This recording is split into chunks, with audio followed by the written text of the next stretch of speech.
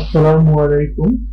Grey fabric GSM বনাম finish fabric GSM, mid ফেব্রিকের grey GSM এবং ফিনিশ জিএসএম এর মধ্যে পার্থক্য কত হবে?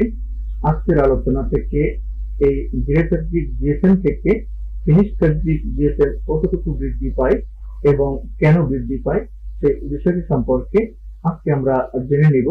আপনি যদি এখন আমার চ্যানেলটি সাবস্ক্রাইব করে না থাকেন তাহলে অবশ্যই আমার চ্যানেলটি সাবস্ক্রাইব করে রাখবেন এবং পাশে থাকা বেল বাটনে ক্লিক করে অল বাটনে প্রেস করে রাখবেন যাতে পরবর্তী ভিডিওর নোটিফিকেশন অটো পেয়ে যান।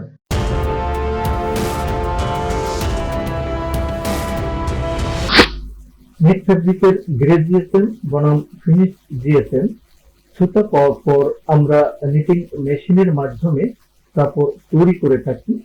এই পর্যায়ের ফেব্রিকে কোনো কালার থাকে না, আমরা এটিকে গ্রে ফেব্রিক বলে থাকি। তারপরে আমরা আমাদের প্রয়োজনীয় রং অনুসারে গ্রে কাপড়কে মেশিনে ডাইং করে কালার করে থাকি।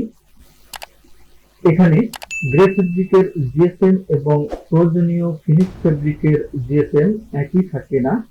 সাধারণত গ্রে কাপড়ের জিএসএম ফিনিশ কাপড়ের চেয়ে কম থাকে। নিটিং করার পর যখন আমরা কাপড়ে রং করি এবং ফিনিশ করি তখন জিএসএম বৃদ্ধি পায় এবং আমাদের প্রয়োজন অনুযায়ী কাছাকাছি আসে। জিএসএম এর এই বৃদ্ধি ফেব্রিকের কনস্ট্রাকশন এবং কিছু নিটিং এর ভেরিয়েবলের উপর নির্ভর করে। একটি উদাহরণ দেখা যাক। ধরি ফেব্রিক কনস্ট্রাকশন সিঙ্গেল জার্সি, সুতার কাউন্ট 28 সিঙ্গেল, জিএসএম প্রয়োজন ফিনিশ 160 জিএসএম, গ্রে জিএসএম কত হবে?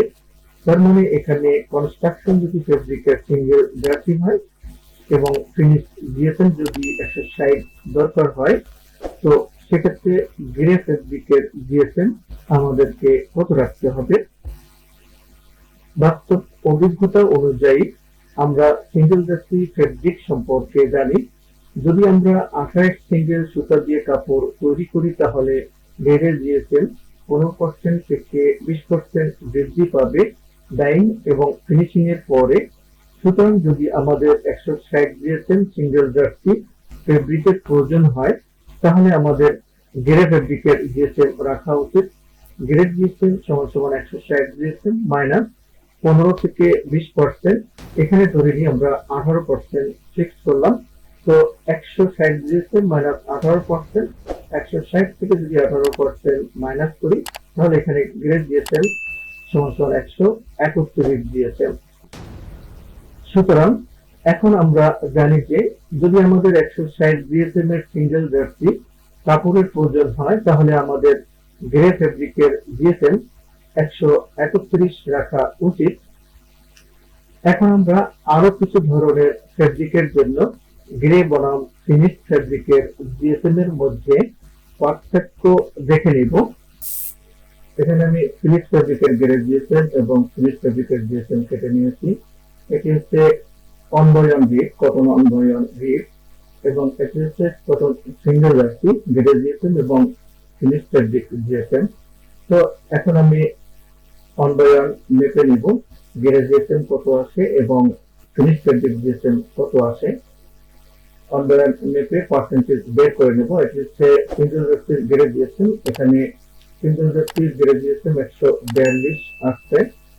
তো এখন 142 এটা জিএসএম স্টিকারে গ্রে জিএসএম এবং ফিনিশ জিএসএম এর মধ্যে কত পার্সেন্ট ভেরিয়েশন সেটি বের করার জন্য এখানে তো এক্ষেত্রে হোয়াইট কালার এবং ব্ল্যাক কালার যদি হয় সেক্ষেত্রে জিএসএম এর ভেরিয়েশন এক্ষেত্রে নিটিং এ লুপ লেন্থ চেঞ্জ করে, কিন্তু হোয়াইট এর ক্ষেত্রে এক ধরনের লুপ লেন্থ, ব্ল্যাক এর ক্ষেত্রে এক ধরনের লুপ লেন্থ ইউজ করা হয়।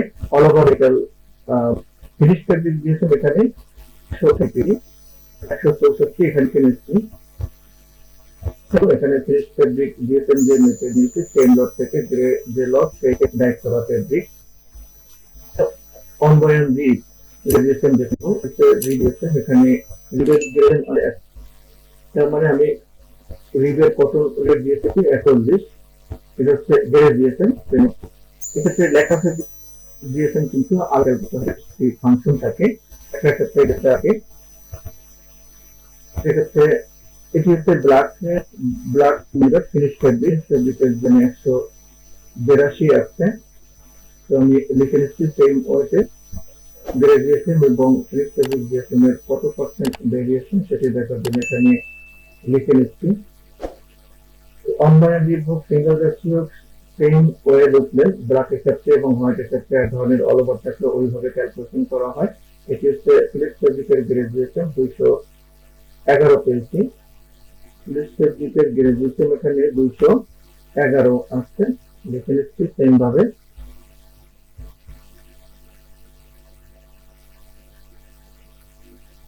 এটি হচ্ছে সেম লটারি ডাইট করা নাম হয়েছে।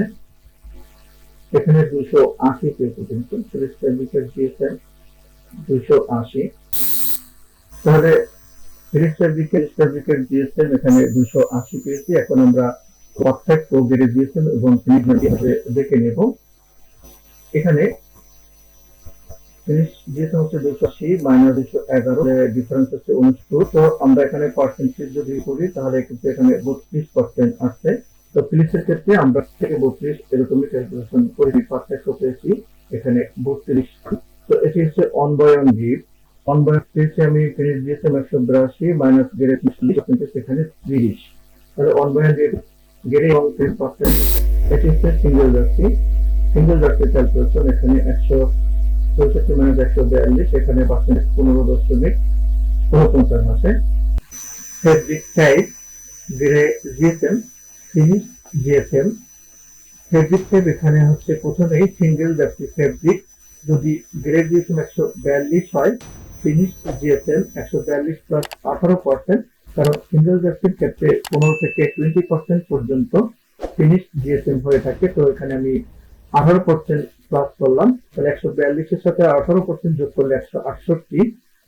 সিঙ্গেল জার্সি এলাস্টন গ্রে জিএসএম 268 যদি হয়, ফিনিশ জিএসএম এখানে কম হবে, গ্রে ফেব্রিকের থেকে 30% এর মতো মাইনাস হবে, কারণ এখানে এলাস্টন ইউজ করা হচ্ছে। এলাস্টন ইউজ করলে হিট সেটের একটি ফাংশন থাকে ফেব্রিককে স্টেবল করার জন্য।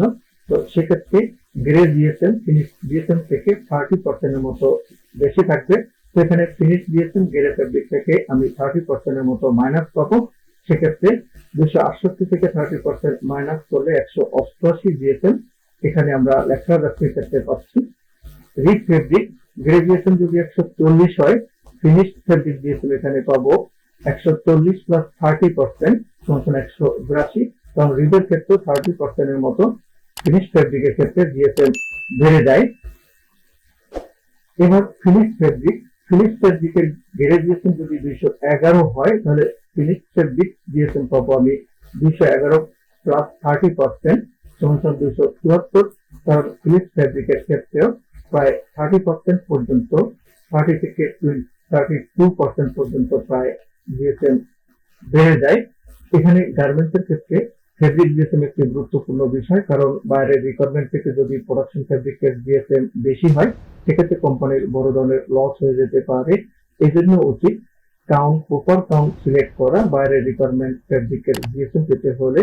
এজন্য একজন মার্চেন্ডাইজারকে ইয়ান সম্পর্কে, ফেব্রিক সম্পর্কে এবং ফেব্রিকের জিএসএম সম্পর্কে ভালো ধারণা থাকতে হবে, এবং যখনই কাউন্ট সিলেক্ট করতে হবে বা কাউন্ট সিলেক্ট করবে তখন নিটিং ডিপার্টমেন্টের সাথে কনসার্ন করে নিলে সবচেয়ে ভালো হয় এবং প্রপার কাউন্টটি সিলেক্ট করা যায়। আশা করি আজকের ভিডিও থেকে গ্রে জিএসএম বনাম ফিনিশ জিএসএম সম্পর্কে মোটামুটি ধারণা পেয়েছেন। যদি ভিডিওটি ভালো লেগে থাকে তাহলে অবশ্যই সকলের মধ্যে শেয়ার করবেন, এবং আপনার কোনো মূল্যবান মতামত থাকলে অবশ্যই কমেন্ট বক্সে জানিয়ে দেবেন। আল্লাহ হাফেজ।